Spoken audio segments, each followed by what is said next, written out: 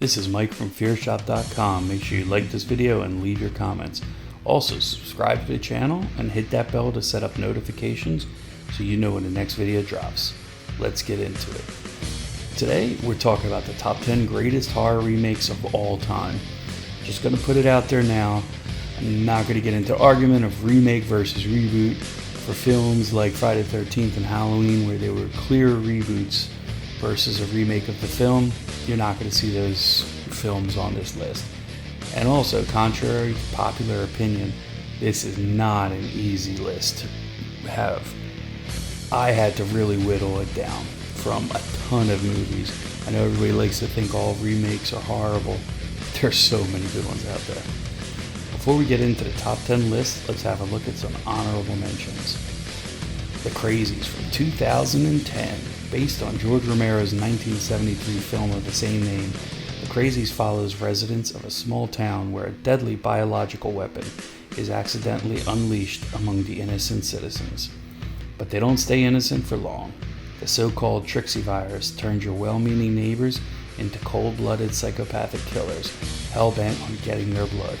Director Breck Eisner crafts a nice horror ride, careening from one set piece to the next with a small gang of painfully likable survivors: Timothy Oliphant, Rhoda Mitchell, Joe Anderson, and Danielle Panabaker, who inevitably get picked off one by one. This remake came out of a time when people were completely hating remakes.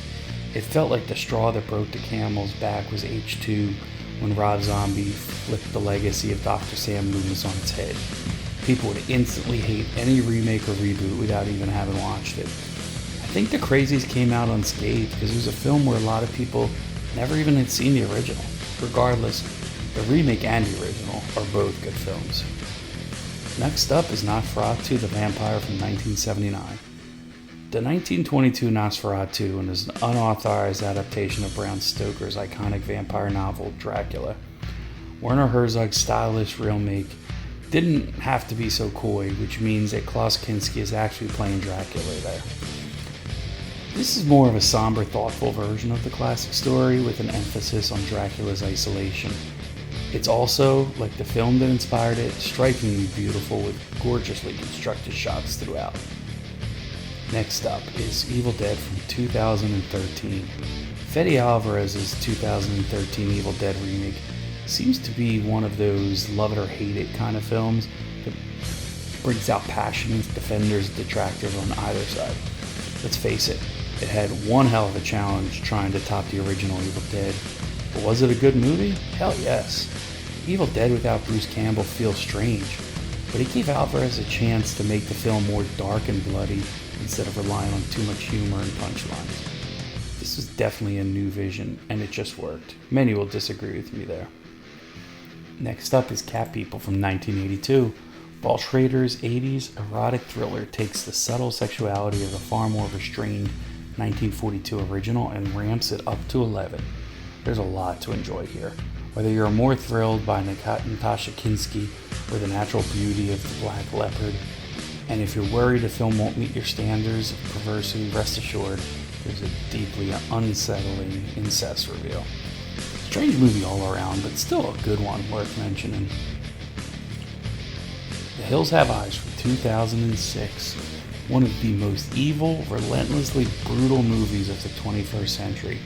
Alexandra Aja's The Hills Have Eyes takes the raw depravity of Wes Craven's 1977 mutant hillbilly chiller and drenches it in the explosive bloodshed of the new French extremity. Few theatrical horror releases are willing or able to go as far as this one does, and while the extremity may be too much for the casual moviegoer, it makes for one of the most unyielding, shattering horror survival tales ever put on screen, boasting fantastic performances all around, but especially from Aaron Stanford and Amelia DeRaven. The Hills Have Eyes is a test of endurance that puts a lovable family of characters to the ultimate Sunset Hell and drags you right along with them. Now on to the top 10 list. Number 10, It from 2017. It has always been a tough film to crack. King's story of 7 youngsters who come of age while confronting a shape-shifting demonic presence in small-town Maine, then come home as adults to deal with its return. It's quite a lot of things. There's so much going on.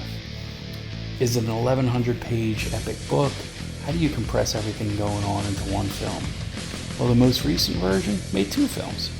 Inevitably, the 2017 remake makes Pennywise ridiculously frightening and scared the hell out of casual movie audiences pretty easily. Number 9, The Blob from 1988. Chuck Russell and Frank Darabont's The Blob is just fun. It's a movie about sentient pink slime turning people into mush. The 80s remake, made 30 years after from the original, upped the gore, offering a much more visceral look at what happens when the blob consumes you. It's truly disgusting, which is a big part of what makes this film a delight to watch. Number 8, Quarantine from 2008. Did we really need an English language remake of Rec? The Spanish film was a hit with critics and audiences and a standout of the fan footage genre. But it had subtitles, which are tough for some people apparently, so we got Quarantine. All shade aside, the US version is worthwhile in its own right, using the shaky cam style to its advantage. It has an immediacy and a claustrophobia that make for a harrowing viewing experience. Number 7, The Ring from 2002. Unlike the wave of uninspired cash-grabbing J-horror remakes that followed it, Gore Verbinski's The Ring is a truly terrifying ghost story that embraces the visual motifs and stylistic trends introduced in the popular Asian horror movies of the late 90s and early 2000s to create some upsetting imagery and supernatural scares. Verbinski's knack for visual invention is a natural fit for the J-horror inspiration, and with Naomi Watts delivering one hell of a dramatic performance as his leading lady, the film is as engrossing as a desperate investigative narrative as is a bone-chilling supernatural film. The Ring remake definitely sets a trend to try to remake every popular J-horror movie with popular actors at the time, and it got old rather quickly. Number 6, Cape Fear from 1991. The way he sees the character of Sam Bowden is the key to why Martin Scorsese wanted to remake the 1962 thriller Cape Fear. Bowden, played by Nick Nolte, is a defense attorney who's threatened by a man from his past, a rapist who has finished a 14-year prison sentence and wants revenge for what he believes was a lousy defense. In the original film, Sam Bowden was a good man trying to defend his family from a madman. In a Scorsese version, Bowden is flawed and guilty, and indeed, everyone in this film is weak one way or another, and there are no heroes. That's the Scorsese touch. De Niro, as typical for him, was amazing in this movie and truly terrifying. Argued that it's not horror, but I'm calling it horror. Number 5 is the Texas Chainsaw Massacre from 2003. The Texas Chainsaw Massacre is a 2003 American slasher film directed by Marcus Nispel, written by Scott Kozar, and starring Jessica Biel, Jonathan Tucker, Erica Learson, Mike Vogel, Eric Balfour, and R. Lee Emery. Its plot follows a group of young adults traveling through rural Texas who encounter Leatherface and his murderous family. It's a remake of Tobe Hooper's 1974 classic of the same name. This remake was well done, and you were glued to the screen for the entire movie, even if it was just to watch Jessica Biel in a white tank top. The gore was great, and the film did not fall into the trap of being a shot-for-shot remake. Number 4, The Fly from 1986. David Cronenberg's The Fly is one of the few remakes that manages to elevate the material in the original by taking the story to new dramatic and horrific heights. Inspired by Kirk Newman's 1958 campy sci-fi classic of the same name, Cronenberg reimagines the tale as an operatic tragedy rooted in the romance of unfulfilled love.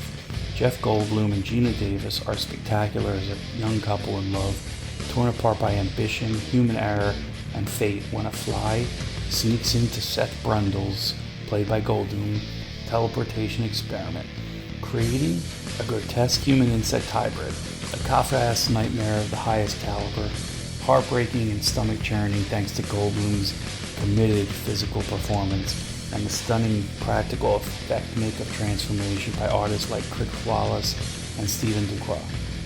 The Fly isn't just one of the best horror remakes of all time, it's one of the best horror films of all time. Number 3, Dawn of the Dead from 2004. This one felt like it was treading into the blasphemous category like trying to remake The Exorcist. But the 2004 remake of George Romero's quintessential zombie movie Dawn of the Dead unites the best qualities of future blockbuster power players like Zack Snyder and James Gunn early in their feature careers. Led by the exceptional Sarah Polley with a cast of standout ensemble players including Ty Burrell, Ving Rhames, and Michael Kelly, Dawn of the Dead is a thrilling, fast-paced reinterpretation of Romero's classic that tones down the commentary in favor of straightforward and fast-moving zombies, and surprisingly strong character beats. This remake still boasts some incredibly memorable scenes, like the turn of the shop owner across the street and the birth of the baby. Number 2, Invasion of the Body Snatchers from 1978. Invasion of the Body Snatchers is an atmospheric sci-fi horror that updates the 1956 classic to 1978 California with outstanding results. Directed by Philip Kaufman, the remake is a dose of intense post-Vietnam anxiety, mount a growing sense of paranoia with disarming close-up and low-angle shots as the film's mysteries unravel.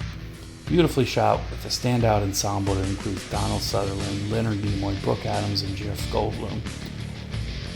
Invasion of the Body Snatchers is a tight thriller with moments of piercing existential horror and dread, wrapped up with one of the most iconic and unforgettable endings in horror cinema.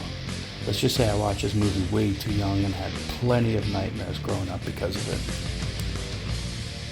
it. Number 1, The Thing from 1982. John Carpenter's reimagining of the seminal 1950s sci-fi film The Thing from Another World has become a well-deserved classic in its own right.